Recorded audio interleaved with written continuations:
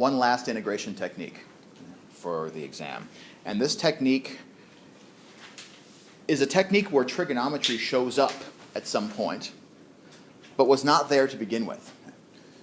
So these are integrals that have a hidden trigonometric nature to them that we don't see in the original integral. For instance, suppose I want to know what is the antiderivative of 1 over t squared plus 4, x squared plus 4, sorry, with respect to x. We could try a lot of things to compute this antiderivative. In particular, what might be some examples of things we would try?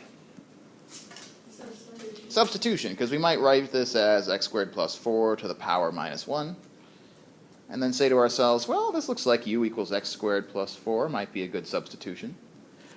But how come that substitution actually doesn't pan out? Yeah.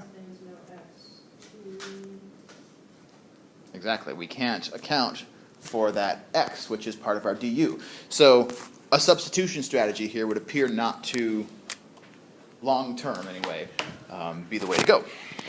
So if we can't substitute, we could try integrating by parts, but I don't know that that's going to help us much either, because we would be forced to take the derivative of the 1 over x squared plus 4 part and an antiderivative of the hidden 1. So if we integrated by parts, we would end up with an integral that had an x in it times something that looked like 2x over x squared plus 4, the quantity squared, maybe with a minus in here or something. And then we would have to still anti-differentiate that if we were integrating by parts. And that's no easier. We end up with an x squared upstairs, we end up with an x squared plus 4 downstairs, quantity squared, and even a substitution isn't going to help that. So integration by parts is a no-go. Substitution is a no-go. Our method of integrating powers of trig functions is a no-go, because there are no trig functions here. So here's the plan. The plan is going to be to make a clever substitution in this integral, and the substitution that we make is going to look backwards. We want to trade out x's for u's, but instead of writing u equals something in terms of x, instead our substitution is going to look like x equals something in terms of u. So it's a little weird. Right? Instead of saying how u depends on x and looking for an inside function, blah, blah, we're going to go backwards, and let's let x be some expression in terms of u. The good part about that is that then when we substitute for our differential, dx, we don't have to do any solving for dx in order to complete our substitution. Dx is just going to be the derivative of f with respect to u times du. And so the trick about all this is figuring out how to choose x as a function of u in order that this antiderivative becomes simpler. But it's only going to become simpler if we can succeed in substituting, and here's the trick, substituting out x, which we're going to think of as the measurement of the length of one side of a right triangle. So x is going to be one of the three sides of this right triangle over here. Maybe the hypotenuse, maybe one of the legs, right? And we're going to trade out x, which is a length in this right triangle, for instead u, which is an angle. In other words, the role of u in our substitution is going to be that u measures one of the angles of this right triangle. So here's how we're first going to use this applet to select a substitution, because this is the part that requires a little bit of artistry and a little bit of practice.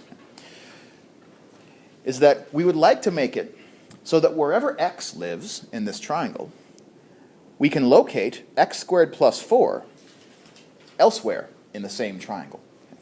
So x is going to be one of these sides, and something that looks like x squared plus 4 is going to be one of the other sides. So here's the plan. In the app, what you can do is, first of all, in the first slider, we can adjust the constant that we see. Notice at the bottom of this triangle, you can see square root of 9 minus x squared. But we don't have 9 as our constant. Instead, we have 4. So first thing I'm going to do is adjust this constant down so that instead of 9, we end up with 4. And notice how it's changing in perfect squares down there at the bottom. So if I adjust the constant to be 2, then our perfect square is 4. So now I at least have 4 minus x squared down here at the bottom of the triangle. But that's not what I wanted. Right? The key to choosing a substitution, both with this applet and without, okay, so when you're using it without, is that there's a difference between something like 4 minus x squared, something like x squared minus 4, and x squared plus 4. These are kind of the three different flavors of substitution that we're going to be able to make, and each of these three comes with a different way to locate x and then this expression inside of our right triangle. So the one that we want for our integral is this one, x squared plus 4.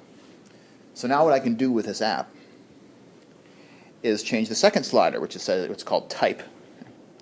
I'm just going to slide it around until I see x squared plus 4 pop up somewhere. And there it is. So I'm going to stop right there. And now I can make the comment that x squared plus 4 looks an awful lot like the hypotenuse. In fact, the hypotenuse squared gives me my x squared plus 4 that I'm looking for. So that's how I know I'm going to choose x squared plus 4 to be on my hypotenuse. But now let me take a step back from this right triangle and say, well, if my hypotenuse is the square root of x squared plus 4, then what are the legs of my triangle, the horizontal and the vertical side?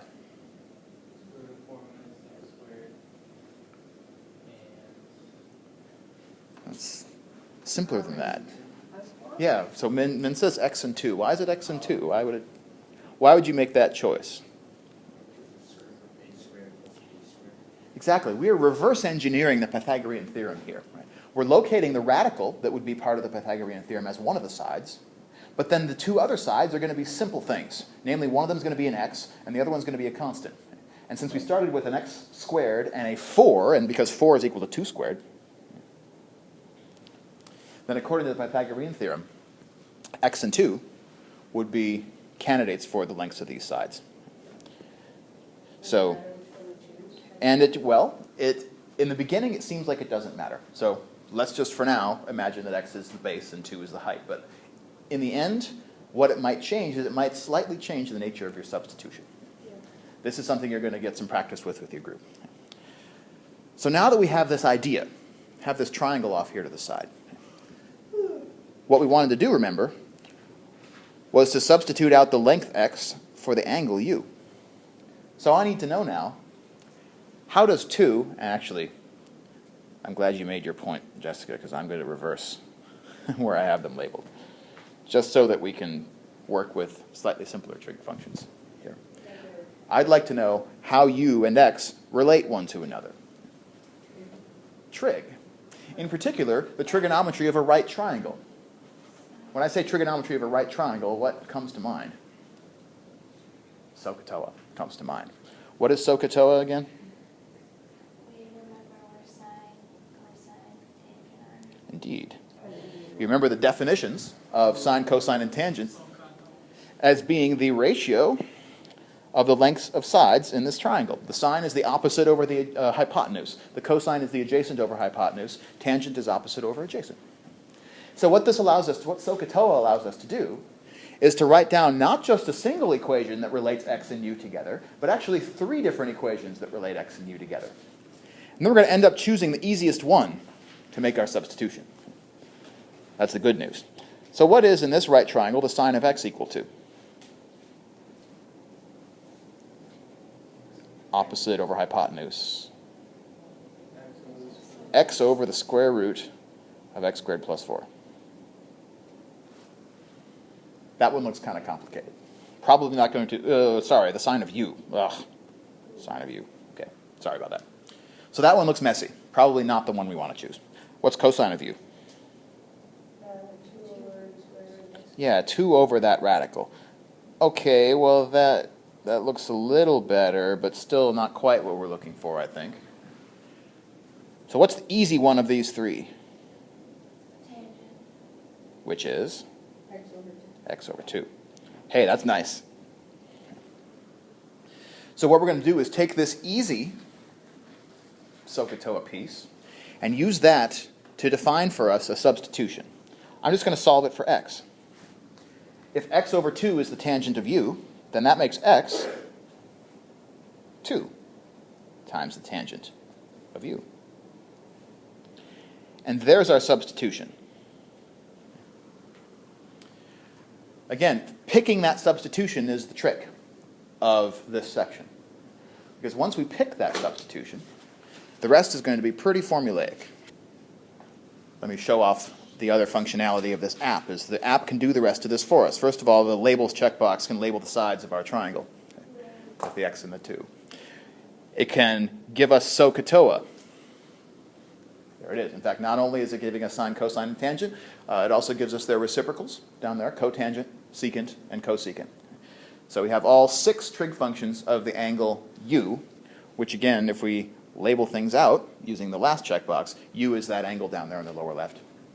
And then it also shows the substitution that this triangle suggests. So this is a complete set of information that we're now going to use to evaluate the antiderivative that we were looking for. So let's finish that story. So we started off, the problem was antiderivative of 1 over x squared plus 4 with respect to x. And by drawing out a right triangle, and that's always my first step when I do a trigonometric substitution problem like this one, by drawing out a right triangle, we find out that a simple substitution to make is x equals 2 times tangent of u. So that's the substitution we're going to make. And so dx, we can trade out right away for the derivative of 2 tangent of u. What's the derivative of 2 tangent of u? 2 secant squared of u du. So there's where our dx goes. And now the great part about having our SOHCAHTOA table all filled out to the left is that now we can figure out, without using too many trig identities, we can figure out what 1 over x squared plus 4 is. Which one of the boxes in my table to the left looks like it contains something that looks like 1 over x squared plus 4? Well, sine has the handicap that it has an x up there in the numerator. So how about let's pick on cosine. So let's go over to this box here, and let's just do whatever we have to do to make that expression look like 1 over x squared plus 4. What should I do to it? What should I do to the cosine expression here to, first of all, fix the fact that there's a square root down there? Let's get rid of that square root. Let's just square this whole thing. So cosine squared of u is going to be 2 squared upstairs divided by the square root of x squared plus 4 squared, so that square root goes away. Everyone catch that? So that now I can get 1 over x squared plus 4, well, all I have to do now is divide both sides of this expression here by 4 to end up with a 1 over x squared plus 4 and a 1/4 cosine squared of u on the left-hand side. So now we are equipped to substitute out 1 over x squared plus 4 in favor of 1/4 times the cosine squared of u. The other way forward to doing this would be to use trig identities. When we substitute x equals 2 tangent of u, we get 4 tan squared u plus 4 in the denominator. Then we have to remember that tan squared plus 1 is equal to secant squared, trig identity. But this is, I think, a more geometric way to do it, which I like a little better. And now all of our x's are gone, and we have our u's and our du. Before we do any calculus, how can I simplify this integrand?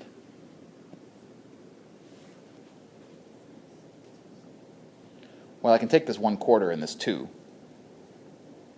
make them into a 1/2 and bring them out front. Yeah, that part's easy. But what do I get?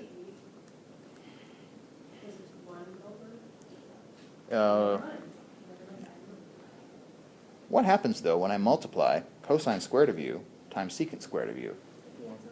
How come I get 1?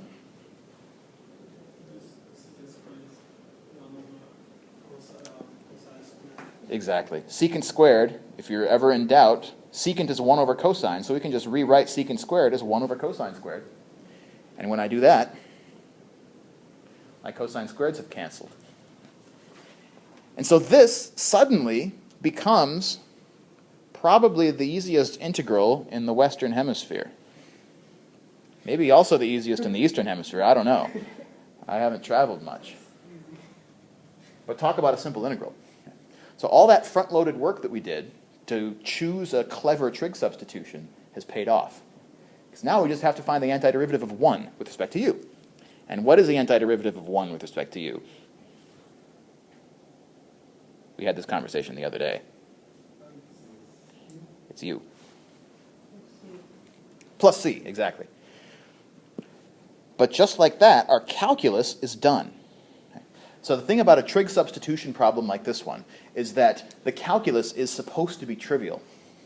The actual process of taking the antiderivative is supposed to be dirt easy. It's getting to that antiderivative. It's choosing a substitution that will make this magic happen. That's the fun part.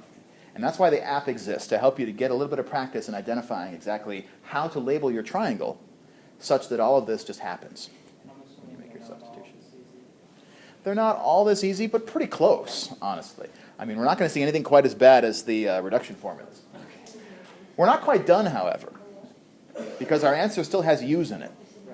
So how do we get from u's back to x's? I have to go back to this equation I have here in the middle of my triangle, which tells me how x depends on u. And now in order to go back to x's, I have to solve this equation for u. How do you solve x equals 2 tan u to get u by itself?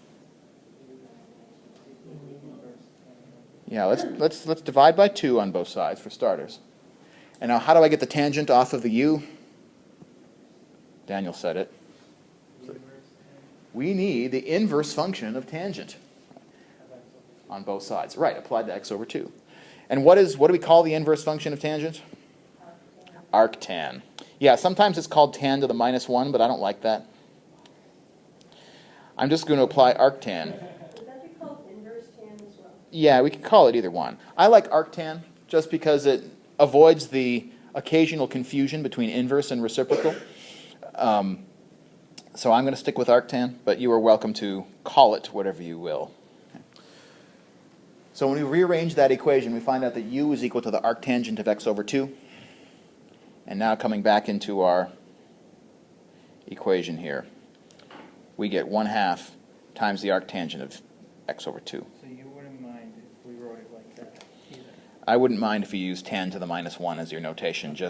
I mean, it offends my sensibilities a little bit, but I'm not going to take that out on you.